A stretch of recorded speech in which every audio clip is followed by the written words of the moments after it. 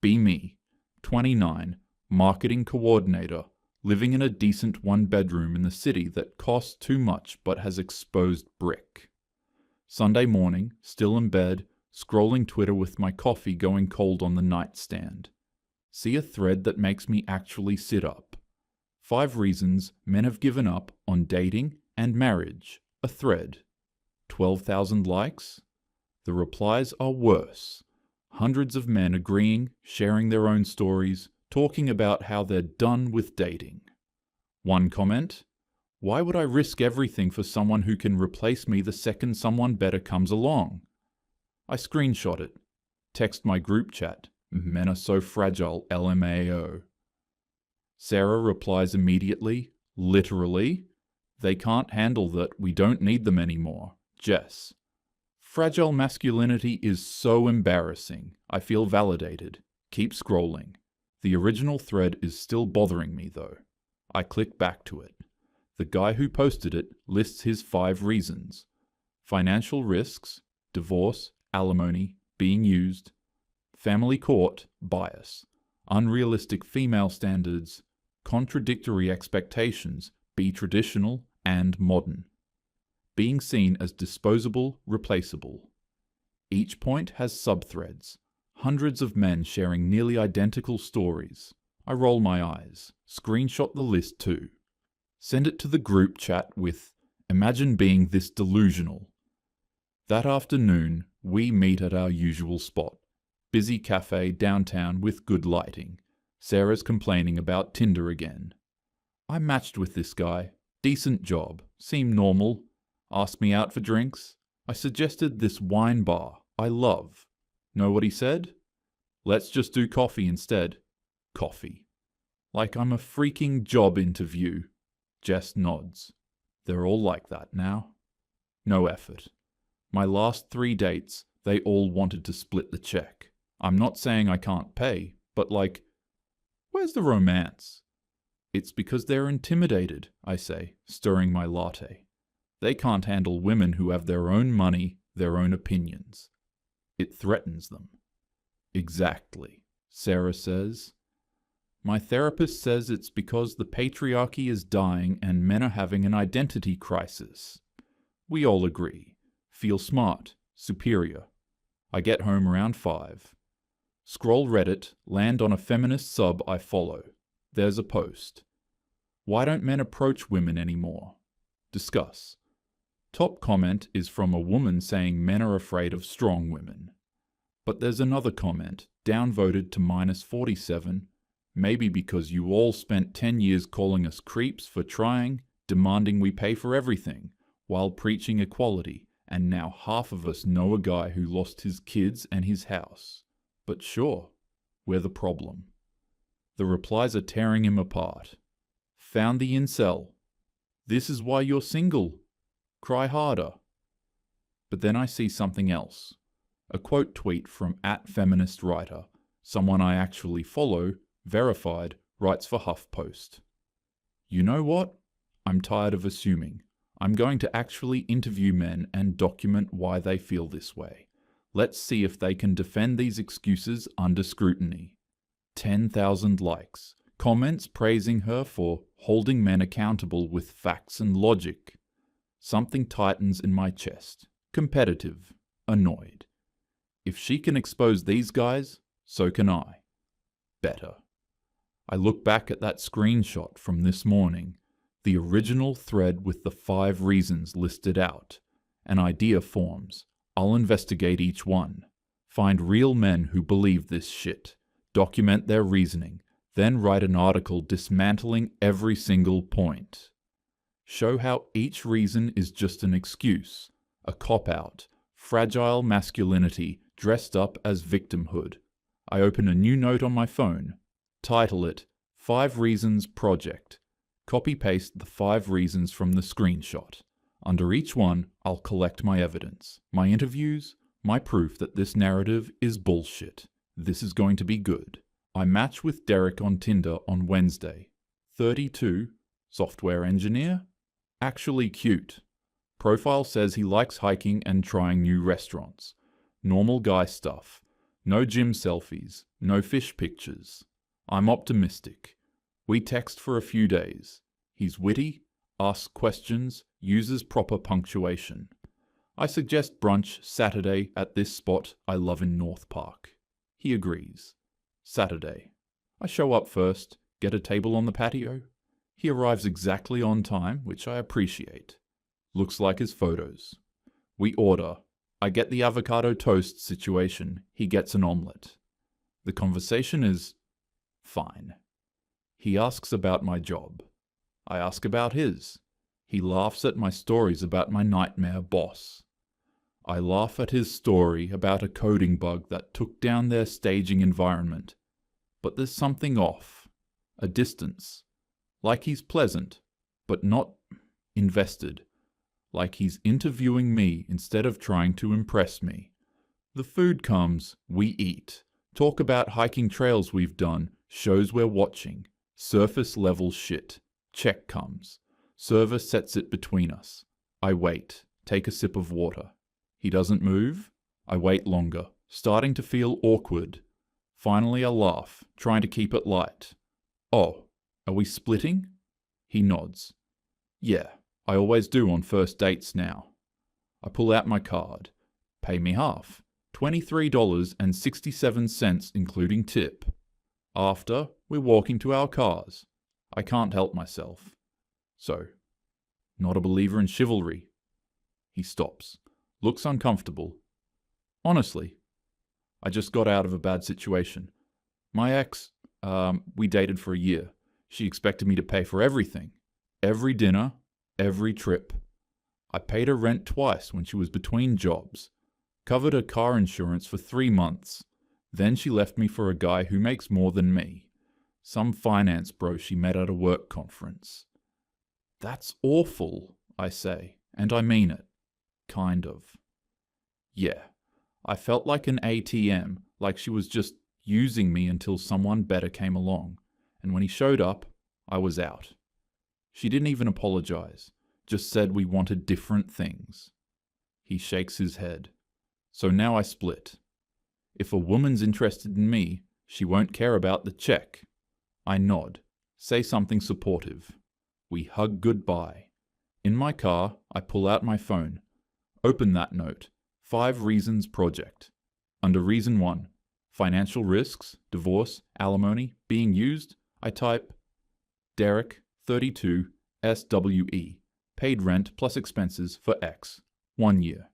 She left him for richer guy. Now splits all checks as protection. Says he felt like an ATM. I stare at it. Tell myself it's just one bad experience. He's projecting, but I write it down anyway. Monday at work, break room, microwave in lunch. Tom from IT is sitting at the table, stirring his coffee. Tom's quiet, mid-40s. Nice guy. Always fixes my laptop issues without making me feel stupid. I sit across from him. Hey Tom, can I ask you something? Are you dating anyone? He laughs, but it sounds hollow. No, not really interested.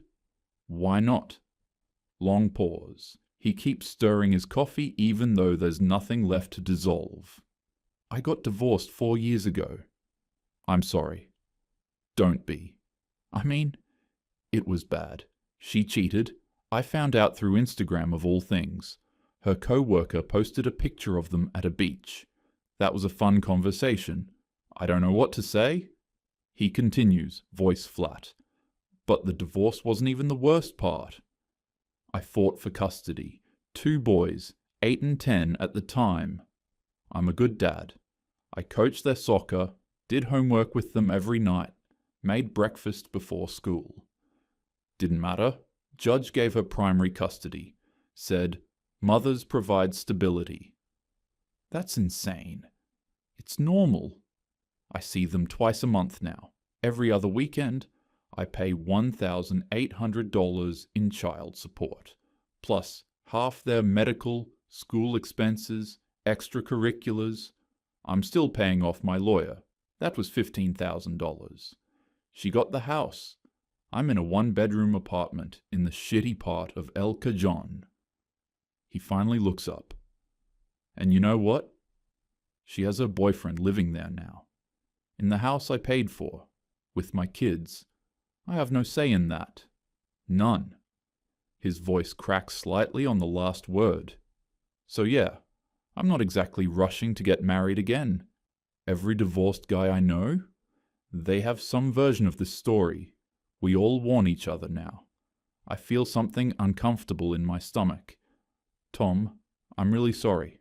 That's not fair. It isn't. But it's reality. I go back to my desk. Open my phone.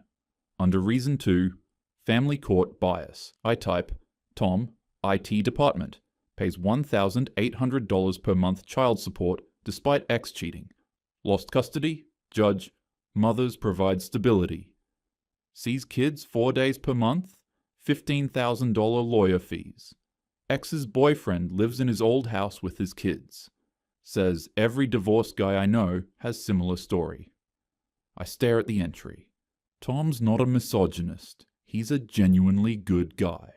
And that makes it harder to dismiss. Friday night. Home alone. Again. Tinder open on my phone. I'm scrolling through old matches, thinking about my research, wondering if I need more data points. Then I start noticing patterns. Every guy I swiped right on, 6 feet or taller. I literally had it filtered. College educated. White-collar jobs, finance, tech, consulting, law, travel photos, well-dressed, guys I ignored or unmatched, shorter. Boring jobs, teacher, electrician, retail manager. Mirror selfies instead of the professional shots. I find a message from 4 months ago. Him? Hey, loved your profile. Want to grab coffee? I never replied. Click his profile. 5 feet, 8 inches. Electrician. Actually seems kind. Decent looking. Normal hobbies. I feel a tiny pang of guilt. Push it down. That's just preferences. Everyone has preferences. But then I remember something I read once. About how women on dating apps barely swipe right on anyone. I Google it. Find the study. OkCupid data.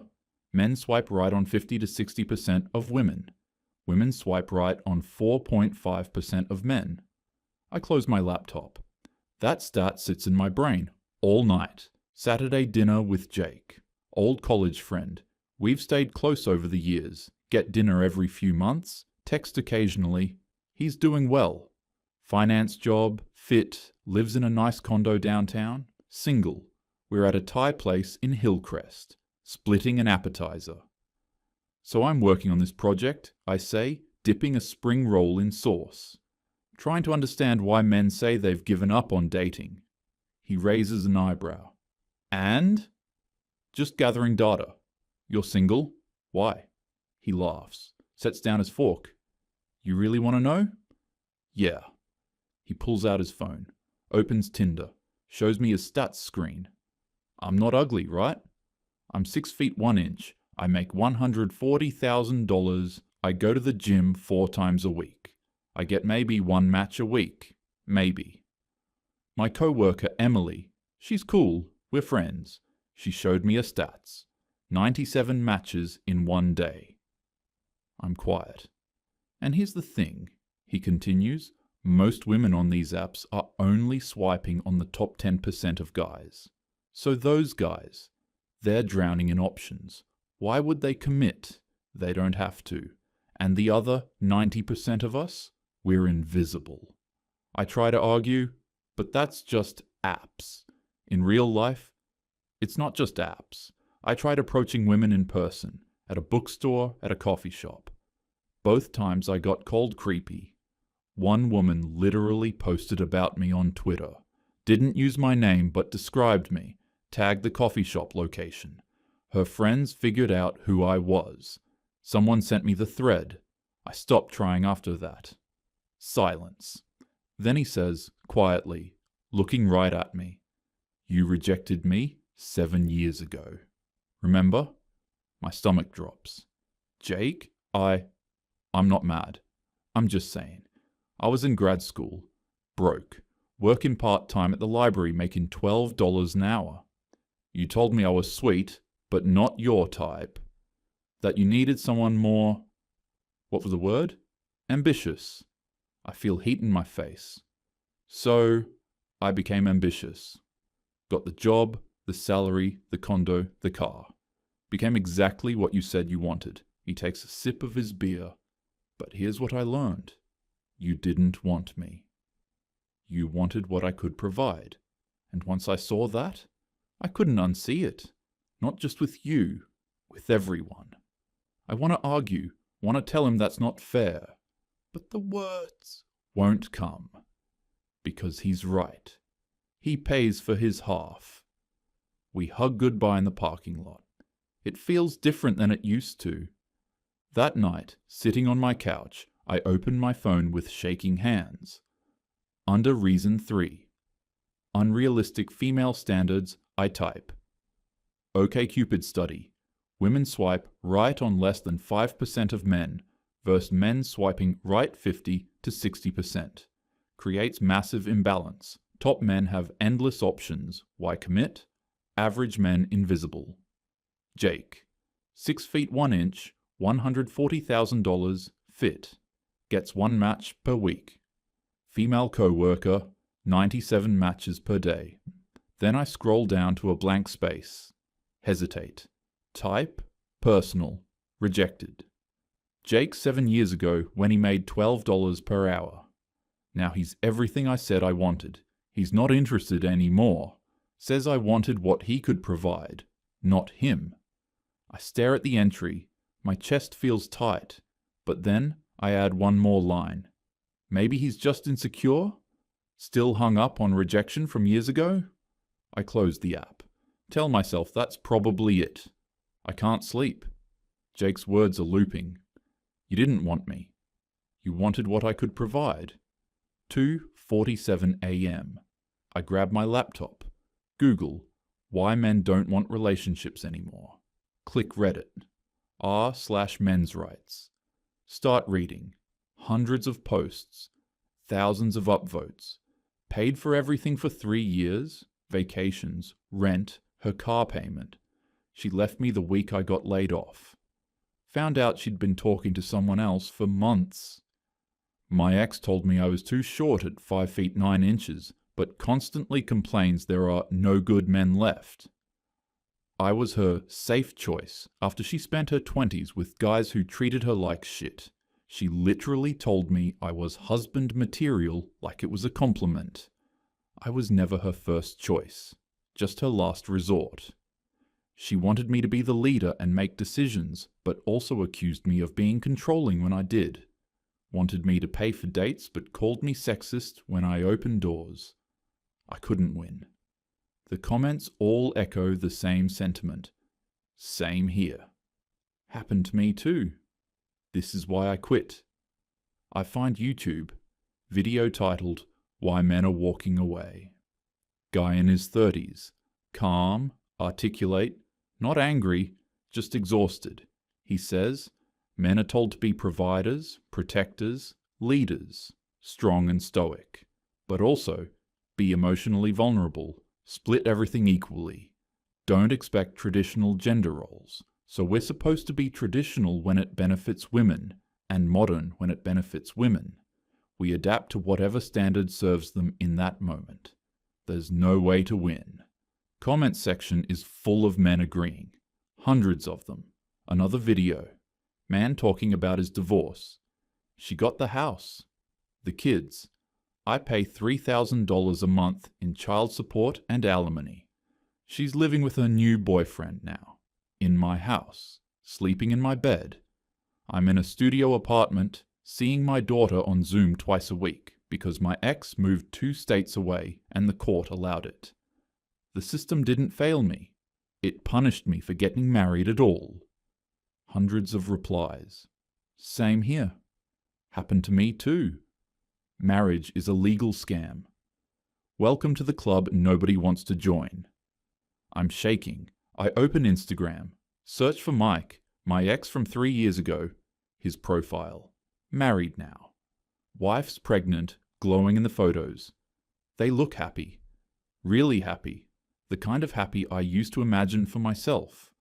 I remember why I left him. He worked at a non-profit, made $38,000 a year. Sweet, kind, emotionally available, cooked dinner, listened to me vent about work, remembered little things like my favorite tea and the names of my co-workers. But I wanted someone more ambitious.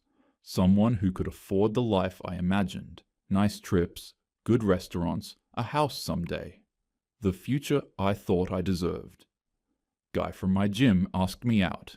Consultant, drove a BMW, made 6 figures.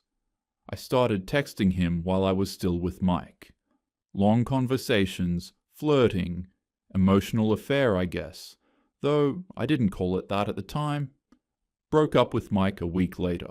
Told him I needed someone on my level. The consultant ghosted me after 3 months. I never apologized to Mike. Told myself I outgrew him, that I was choosing myself. I look at his Instagram again. His wife isn't prettier than me, doesn't seem more successful, but she's there, and I'm here. Alone. I open my phone, go to my notes. Under reason 4, contradictory expectations, be traditional and modern, I type. Men expected to be provider but split bills, be leader but not controlling, pursue but not be creepy, be confident but vulnerable, have traditional values but support modern feminism.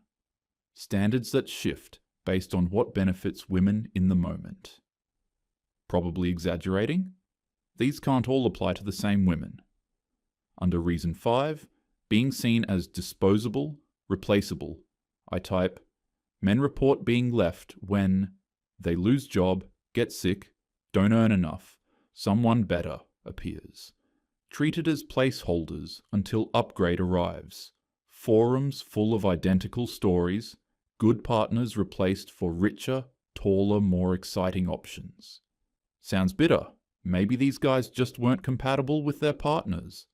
I scroll down, pause, cursor blinking, then type. Personal, Mike. Left him despite him being good partner because he made $38,000. Moved on to someone with more money. Told Mike I needed someone on my level. He's married now. I stop typing. Delete I'm alone. Replace it with focusing on my career. I stare at the note. My hands are shaking. I close the app. Set my phone face down on the couch. Tell myself I'm just documenting their perspective. That's all this is. Research. But my chest feels tight and I don't know why. Monday night, group chat notification. Sarah.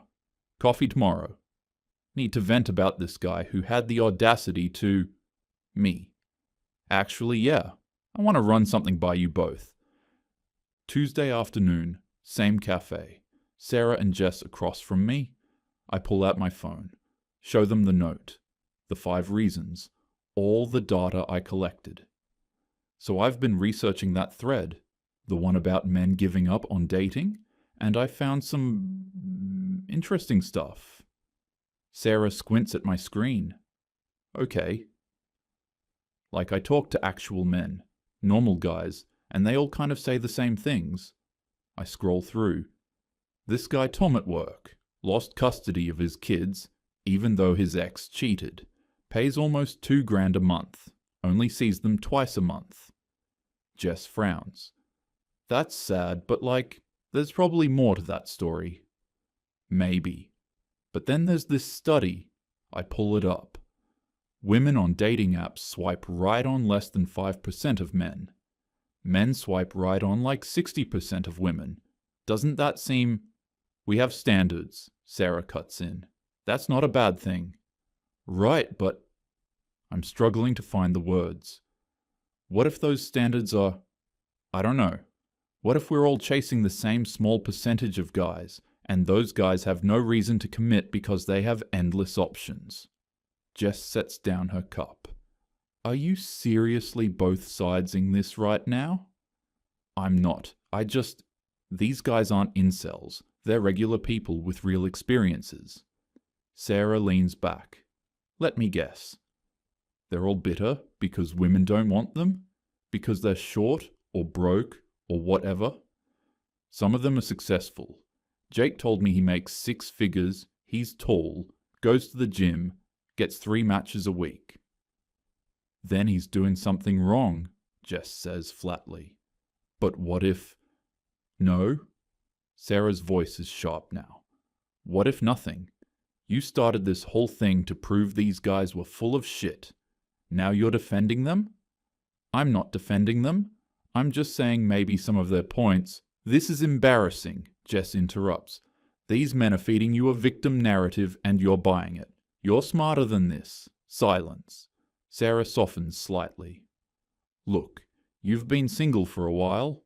I get that it's frustrating. But the problem isn't that you have standards. The problem is, men can't meet them.